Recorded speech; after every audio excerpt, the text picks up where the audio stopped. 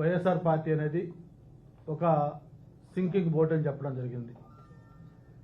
ఒక మునిగిపోయే పడవలో ప్రయాణిస్తున్న ప్రయాణికులందరూ కూడా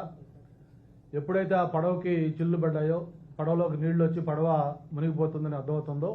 ఆ పడవలో ఉన్న ప్రయాణికులందరూ కూడా ఒక సేఫ్టీ ప్లేస్లోకి వెళ్ళాలని అందరూ ప్రయత్నం చేస్తారు.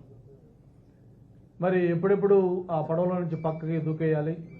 సేఫ్టీ ప్లేస్లోకి వెళ్ళాలి, తమ ప్రాణాలు కాపాడుకోవాలి, మళ్ళీ తమ ప్రయాణం కొనసాగించాలని ఎలాగైతే ఆలోచిస్తారో ఈరోజు రాష్ట్రంలో వైకాపా పరిస్థితి కూడా ఒక మునిగిపోతున్న పడవలాగా ఉన్న నేపథ్యంలో అటు ఎంపీలు కావచ్చు,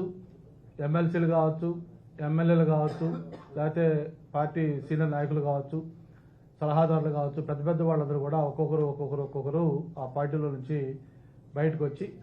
ఈరోజు ఒక సేఫ్టీ ఎక్కడుందో, ఎక్కడ మనకి భవిష్యత్తు ఉంటుందని ఒక ఆలోచనతోటి వాళ్ళందరూ కూడా వాళ్ళ నిర్ణయాలు తీసుకునే నేపథ్యం మనం చూస్తా ఉన్నాం.